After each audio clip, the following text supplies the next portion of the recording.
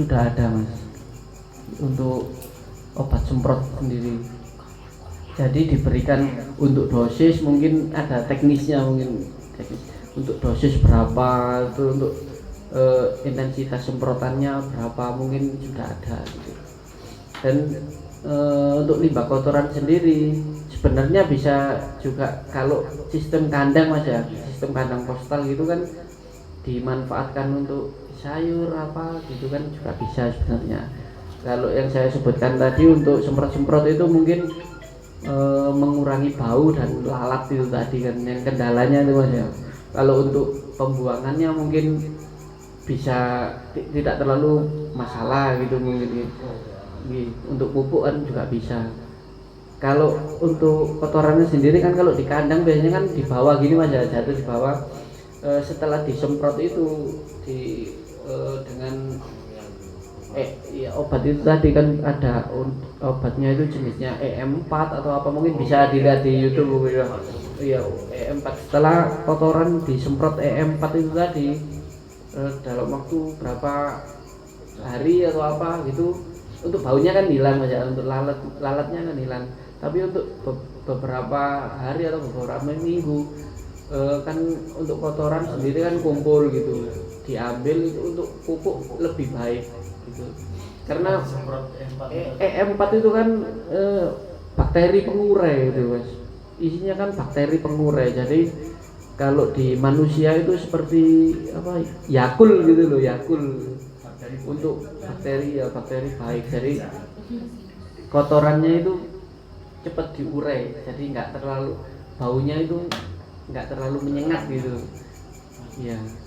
EM4 jadi untuk setelah disemprot EM4, setelah lapuk istilahnya kan, lapuk itu diberikan ke tanaman malah lebih bagus gitu. Jadi sudah diurai bakteri itu tadi yang ada di. Untuk penggunaan EM4 sendiri juga ada tekniknya, ada metodenya gitu. Mungkin di kemasannya itu sudah tertera atau bisa sekarang kan tinggal buka YouTube itu bisa gitu. Jadi kalau teknisnya seperti Pak Ipung tadi bilang, buka GINDI, opo-opo itu gak kurang ngoten Pak. Cuma kan yang prakteknya itu yang dibutuhkan itu. Mungkin seperti itu. Itu kalau kandangan, kalau jumbano kan kon golek teleke yo besok. Nggih.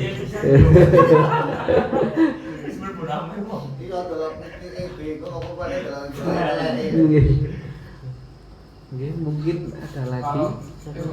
Kalau telurnya sendiri itu ada yang bisa dilihat itu telur yang layak sama nggak layak itu gimana, sama ciri-cirinya itu gimana. Kalau itu layak, ciri-cirinya apa, kalau nggak layak ciri-cirinya juga apa. Oh gitu. Untuk telur itu kan ada dua yang tadi saya bilang ya, telur fertil dan tidak fertil gitu. Mungkin kalau gimana Mas, saya dari ciri-cirinya itu kalau untuk saya belum bisa menggambarkan, maksudnya kalau nggak ada itu ya telurnya. Kalau pengalaman biasanya, kalau pengalaman biasanya Mas ya, mungkin bisa dari apa di center gitu bisa tahu gitu.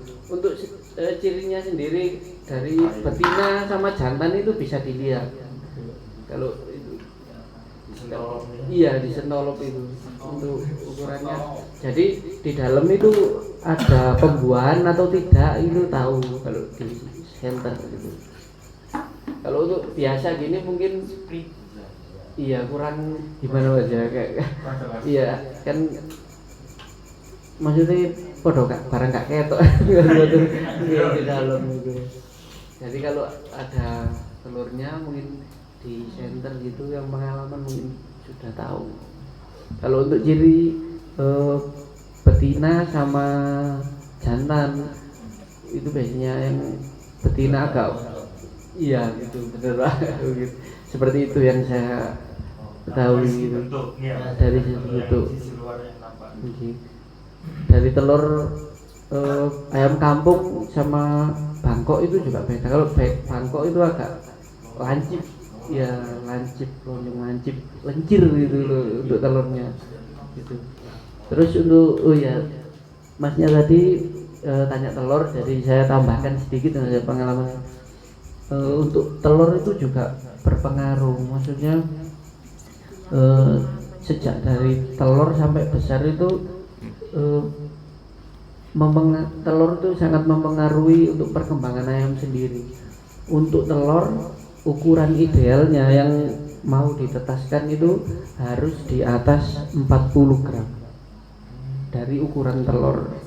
Kalau ukuran telurnya sudah di atas 40 gram atau 50 lah, sampai 45 lah standarnya. Kalau ayam kampung itu 40 sampai 45 itu mungkin layak gitu, layak ditetaskan. Jadi kan sekarang kalau diambil logikanya tekondo kewe sak mundu kan gitu, untuk perkembangannya mungkin lebih cepat dari yang itu tadi, yang lainnya yang ukuran untuk berat di bawah 40 gram tadi gitu. Ibaratnya nyolong stat gitu nyolong stat untuk perkembangannya, mungkin seperti itu mas, masalah telur. Soalnya untuk perbedaan telur Arab gimana? Kalau telur Arab itu yang saya pahami mas, yang saya pahami kalau telur Arab itu untuk cangkangnya itu putih mas. Kulitnya Iya, kulitnya putih. Kalau ayam kampung ini yang termasuk KUB ini agak ada coklat merah gimana gitu. Telur itu bedakan telur Arab sama ayam kampung itu. Soalnya di pasar ini sendiri mas, pasar Indah sendiri itu yang banyak dijual itu telur Arab. Yang beli kebanyakan kan orang dari Surabaya pas liburan itu. Berarti agen-agen telur itu banyak telur Arab. Iya, telur Arab. Saya juga sempat kapan hari itu ke pasar Indah sini pak, tanya ke yang penjual kan, saya di warung itu juga butuh pisang apa belanja gitu mas. Pernah tuh bu, ini sampean kalau sekali beli ini berapa gitu. Saya tanya ke penjualnya, telur nopo niki, bilangnya ayam kampung gitu. Terus saya korek lagi itu ndok beda Arab gitu. Lek ayam kampung gak ngatasi kan ini sok ngasil lo dengan jumlah seperti itu kan, itu terbatas. Iya. Kalau untuk khasiatnya antara Arab sama ayam kampung lebih bagus sama? Kalau ayam yang saya pahami kalau ayam Arab itu sebetulnya kolesterol kandungan kolesterolnya lebih tinggi mas dari ayam kampung. Cuma kalau orang awam kan dia dikira sama gitu, untuk bentuk atau apa kan dikira sama, jadi ayam Arab itu dikira telur ayam kampung gitu. Jadi untuk yang sudah tahu, biasanya saya pernah dapat cerita dari orang itu sakjane aslinya itu dok Arab kolesterolnya lebih tinggi daripada telur kampung. Kalau telur kampung kan sudah umum kalau khasiatnya gitu kan untuk lebih bagus daripada telur ayam petelur itu, ayam coklat gitu mas. Lebih bagus telur ayam kampung gitu. Kalau ayam Arab mungkin hampir sama dengan telur puyuh mas. Jadi kandungan telur puyuh itu paling tinggi kolesterolnya gitu. Sebetulnya satu minggu, untuk ukuran 1 minggu itu sebetulnya kalau menurut medis itu telur puyuh itu cuma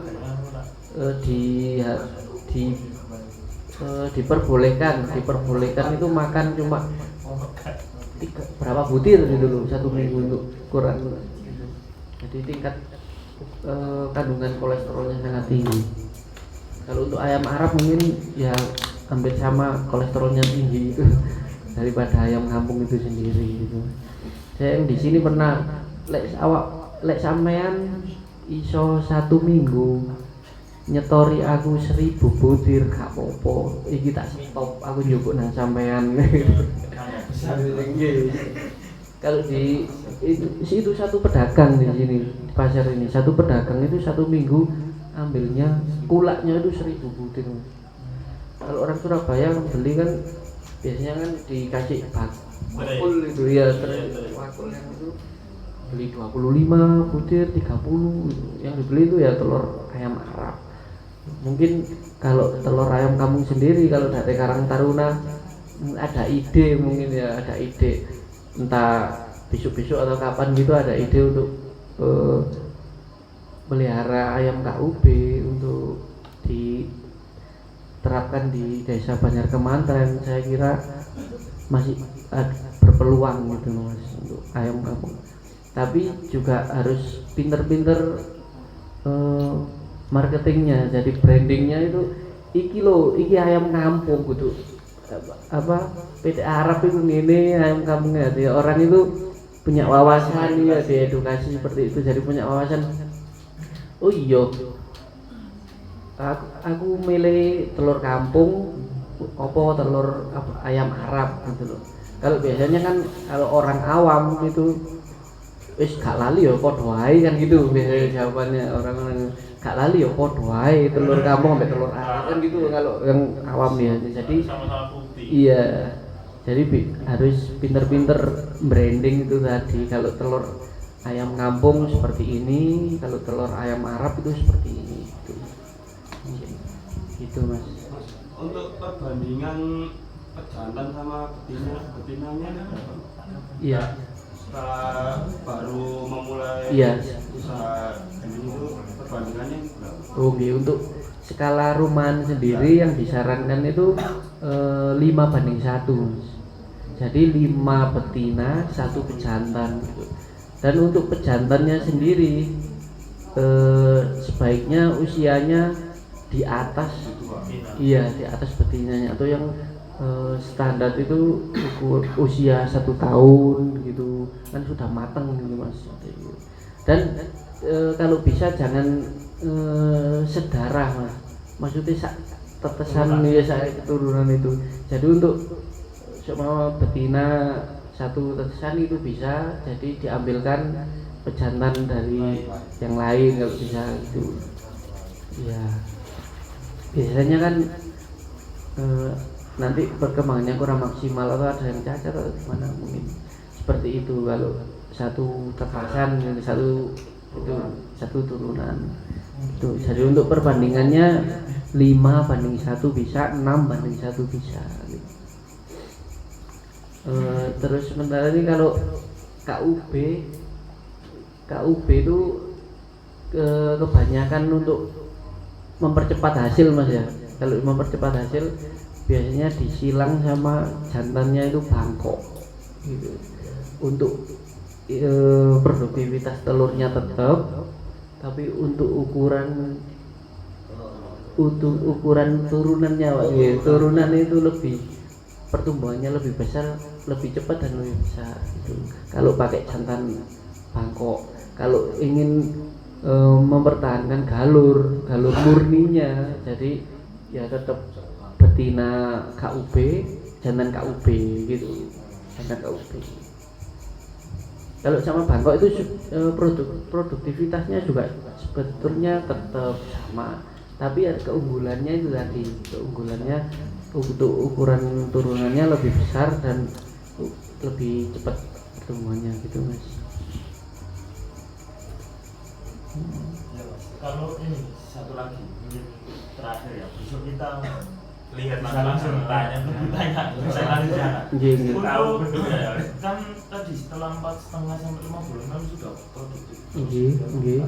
Itu sampai kira-kira maksimal terus rasanya iya, akhir. Itu sampai berapa bulan? Mulai ini ya mas, kalau sharing dari teman-teman mas ya, menurut yang teman-teman saya juga pernah tanya seperti itu ke peternak itu. Ini sampai produktivitasnya ini sampai kapan, sampai akhir itu rata-rata yang saya tanyakan itu jawabannya tergantung pakan, tergantung pakan dan perawatan gitu. Jadi kalau perawatan dan pakannya bisa maksimal dan bagus, itu kira-kira di atas 2 tahun bisa mas, 2 tahun 3 tahun itu bisa. Tapi untuk normalnya juga nggak sebanter, ibaratnya nggak sebanter yang usia produktif antara 6 bulan itu sampai 1,5 tahun sampai 2 tahun itu masih iya ibaratnya banter-banter di atas itu mungkin juga tetap, tapi juga ada penurunan sedikit-sedikit gitu ya. Rata-rata jawabannya tergantung perawatan dan pakan, kualitas pakan ini tadi. Sebenarnya gampang mas itu kalau sudah dijalankan gitu ya.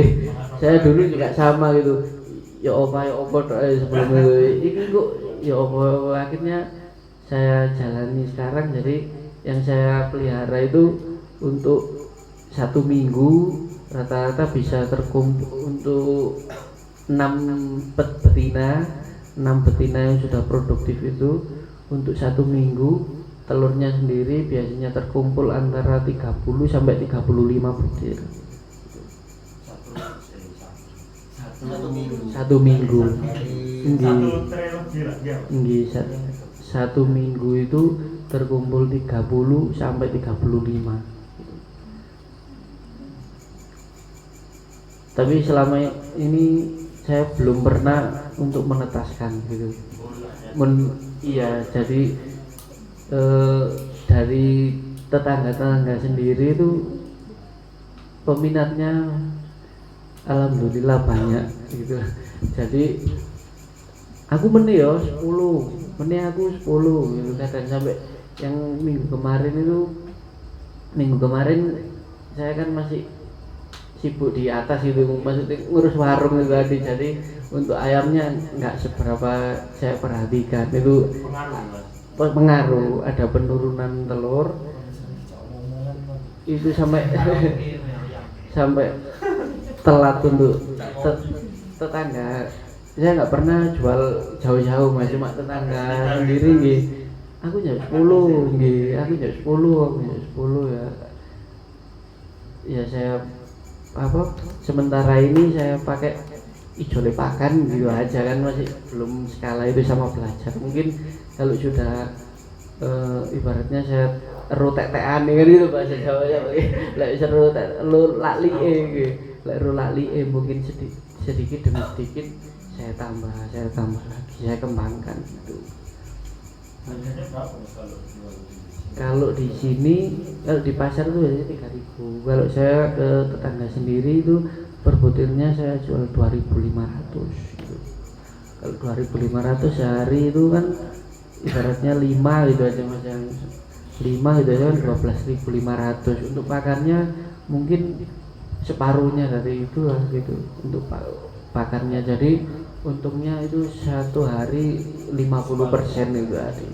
Kalau dengan ngerumat ibaratnya betina 10, jadi kan bisa maksimal 8 gitu. Cuma telur 8 jadi 2.500 kali 8 gitu tadi.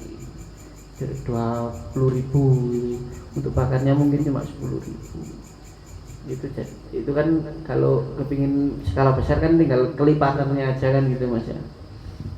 Mungkin untuk tambahan penghasilan masuk lah gitu. Iya mas, Mungkin itu aja gitu bisa saya sampaikan. Kita jangan diflorkan, betul tadi kata Mas Ibung, jangan diflorkan di sini kok menerarek mantap. Kadhe penasaran nggih. Kadhe penasaran. Oh gitu. Kadhe penasaran. Nggih. Nah, jadi kita untuk malam ini untuk bahasanya landasan teori atau teorinya kita cukupkan ya. Jadi besok kita langsung terjun ke kandang ya, lihat telurnya masing-masing ayam, telurnya masing-masing ayam telurnya masing-masing ayam untuk ya nanti kita tanyakan lebih dalam lagi nanti di sana. Jadi saya ingat ini mas, cocok sebenarnya ini Mas Yoga dan Mas Ipung, ini konsep ini dikembangkan di Banjar Kemantren karena konsep kandang postal atau kalau bahasanya dulu itu small is beautiful. Model kecil yang bisa diterapkan di rumah-rumah, cuma nanti tinggal bagaimana konsepnya ini biar terintegrasi atau bisa disatupadukan, baru nanti misalkan jualnya bisa skala antar rumah, antara rumah gitu. Cuman konsep ini memang menarik, menariknya yaitu tadi kecil, dan Mas Yoga juga memulai dari hal yang kecil kayak gitu, dari yang kecil. Dan ini koyo bahasa lek Jawa yuk iso kejangkau Mas di tengah kesibukan kawan-kawan ada yang bekerja, kuliah, bahkan ada yang sekolah, terus disambi terus nanti banyak kegiatan di kampung itu bisa menjangkau. Nah, jadi itu kawan-kawan ya. Sebelum kita tutup mungkin ada dari Mas Ipung ya, bahasanya closing statement, nanti dari Mas Yoga juga. Yang terpenting dari kita itu gini Mas, pertama sambung sedulur, jumpa muka kayak gini, itu yang paling penting ya. Kan beda Mas, di YouTube sudah banyak Mas, mau belajar A sampai Z sudah ada, tapi nuansa kayak gini ini akan lebih merasuk dan lebih apa ya, lebih mengenang karena kita belajar dengan pelakunya, langsung ketemu sama pelakunya. Jadi kok inget-inget Mas Yoga, oh ya eling aku bentuk telur, terus cara menetaskannya atau kayak gitu, terus cara juale, cara nyampur pakannya loh. Jadi eling Mas Yoga terus langsung metu komposisi misalnya kayak gitu. Nah itu jadi sebelum kita tutup mungkin closing statement dari Mas Ipung sama Mas Yoga biar kawan-kawan Karang Taruna ini yang akan memulai kegiatan apa ya, beternak nanti itu bisa tetap semangat dan menjaga apa roda organisasi ini dengan kegiatan yang produktif kayak gitu. Monggo. Yes, terima kasih. Sadurunge ditutup iki ana pertanyaan, ana ya. Untuk teman-teman semua. Apa bedane PT Arab karo PT Jawa? Iya, terus kalau kampung enggak terlalu sama. Oh gitu. Iki ono apine jawabane. Lah PT Arab apal Al-Fatihah. Lah PT Jawa iso nyuwun sewu. Ya salah siji guyonan ya Mas ya. Ya, jika kita itu edukasi itu hanya mendengar, meneng itu iso duwe berapa kriteria ya, artian meneng iku ngerti, ngantuk ya. Luwe gak ngerti belas itu iso. Lola gak ngerti ya iso ya, karena meneng itu karena gak paham. Wah. Ya. Krono luwe jare. Mungkin ae wis disiapno iku mang sama Mas Yoga, itu adalah masanya warungnya Mas Yoga. Nyuwun sewu Mas Yoga, kalau dulu saya sering makannya di warung bambu. Mungkin belum pernah kenal ya, mungkin enggak tahu ya. Kalau saya dulu sering kalau makan apapun mesti lani kene layune dengan warung bambu. Masuk delik cari wong lho. Delik kene kok ora ya ngono kan. Ya. Dulu lewat telepon diantar, iya kan? Iya, sampai sekarang ya. Ada nomor teleponnya, nanti ini warung bambu ditelepon, nanti diantar. Ini statistiknya pas pemasarannya di sini tadi ada yang tahu tempatnya, warungnya kayak apa, ada yang tidak tahu tempatnya tapi tahu rasanya makanannya. Kalau aku ngarane enak. Menurut saya loh ya, menurut cangkemku loh ya, itu enak. Saya sering makan di situ, ngopi juga di situ. Ya pun, masuknya nggak ada konom, jujukannya melayu mesti rono. Aku kaget memang lu ini gini anu ini di warungnya, warung bambu loh. Aku sering nih kono. Ya kalau pas kono. Iya. Kalau pas korak-korak. Memang gue pinggire gang ya kan, ya di pinggire gang ya ini ono anu nih. Bola saya kira rupanya kaya apa warungnya kan dulu kan pesen iki aku biasa nengani Wanus sih. Ya, ana Wanus, nek ono cumi-cumi lho Mbak, yang ciri-ciri nus nyuwun ireng itu. sama kerang saya dulu sukanya situ. Masih ada itu. Terus ngopinya nih kono, aku gak salah ke ini warungnya nih gini, sini ada tempat lesehannya, gini tempat duduknya gitu ya. Nah, terus kamar mandinya ada di sebelah sini. Apa loh sering mangan nih kono ya? Ya itu salah satu ya untuk penutup pembelajaran hari ini, mudah-mudahan bisa dipakai untuk pengalaman dan diterapkan di Desa Banjar Kemantren. Ya, terus kalau sudah pulang dari sini tolong salam nggone kepala desa, Bu Lurah. Ya, ilmu yang kemarin di angan-angan sekarang sudah ya kita dapatkan. Cek kan duwe pikiran lho. Dolen ngapa nek kene tretes ngono ya. Kuwi Bu wis dipamiti. Iya aku dipamiti. Ono acara apa nek tretes yo ngono ya. Konotasinya ya. Konotasinya kan iya. Apa maneh sing ngejak aku? Lah bingung. Iya kan? Nyonya Mas kecil aku tuh mulai kuliah ya. Dulu mulai kuliah itu wis duline ning gini. Dulu kan ada gendewa ya. Kalau sekarang tidak ada. Kalau gendewa dulu tiap tahun saya ikut gendewa di sini. Mungkin ada tidak tahu ya gendewa itu ya. Gendewa itu gerak jalan. Kalau dulu ada Sidoarjo Surabaya ya kan. Kalau di sini dulu itu Pandaan setannya di lapangan Pandaan SPP ya. SPP itu puter sana, Prigen, terus nah, ini muter di sini. Nanti puter di Caluan nanti turun lewat Limas turun, nanti tembusin ning gone Patung Kuda ya. Tapi biar tak tahu Patung Kuda baraan gitu. Ya seperti itu. Patung Kuda bawayan baraan. Iya. Nah itu dulu itu diadakan tiap tahun ya gerak jalan. Sebenarnya masih ada, cuma pandemi kemarin itu dia. Oh iya. Kalau Sidoarjo Surabaya itu kan gerak jalan KNPI. Kalau Mojokerto Surabaya itu kan gerak jalan memperingati 10 November Hari Pahlawan. Nah seperti itu. Kalau di sini tiap bulan apa dulu, pokoknya saya kalau ada gendewa mesti datang ikut pada waktu zamannya sampai niki. Turunnya ya sak gon-gon begini mulai dari kuliah sampai terus teman, akhirnya banyak teman di sini. Ya banyak teman, saya dulu banyak temannya di sini Mas, yang dulu itu kan ada ini daerah Plembon.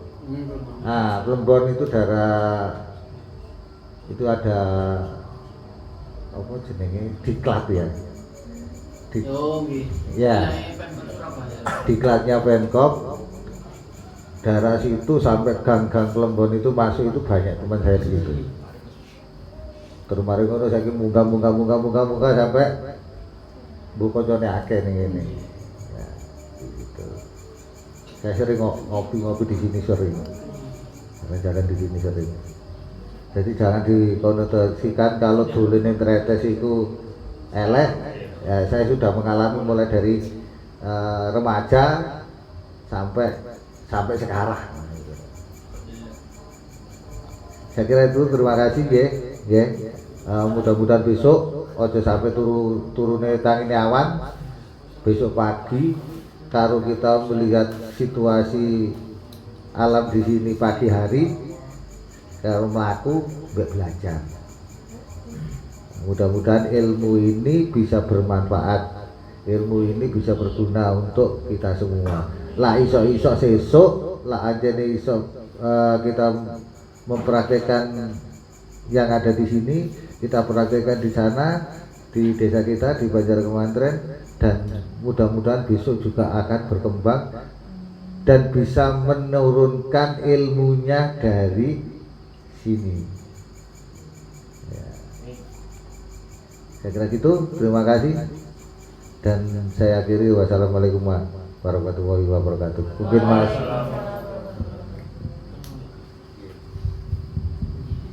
Terima kasih Pak Ibu. Mungkin sebelumnya saya sekali lagi minta maaf nih untuk komunikasi yang kemarin-kemarin itu. Mungkin bukannya saya nggak mau atau gimana, mungkin kendala waktu pas repot-repotnya ngoten Pak ini. Jadi ngapunten sanget lho Pak ini. Jadi terima kasih untuk teman-teman Karang Taruna dari Banjar Kemantren. Jadi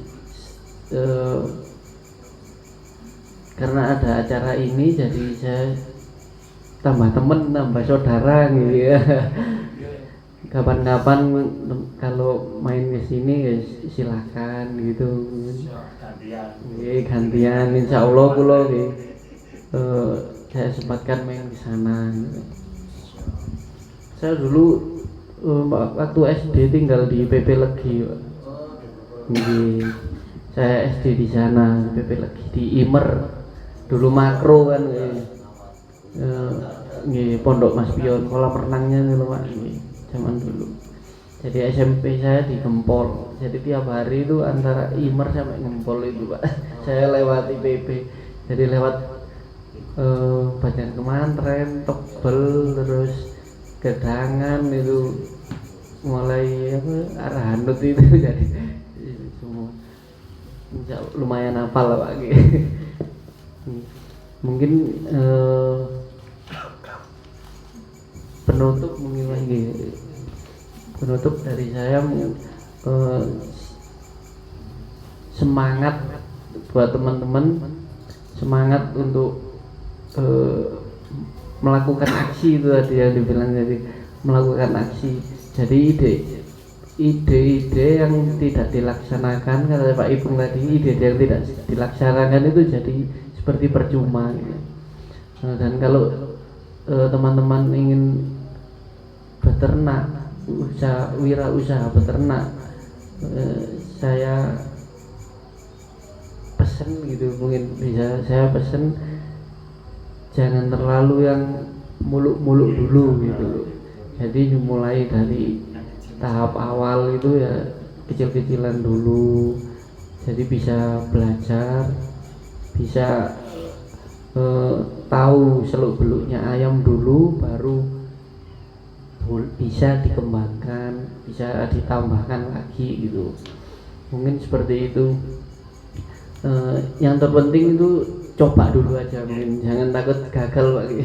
Jangan takut salah, jangan takut gagal, wis coba dulu, meskipun gagal wis apa jare gitu.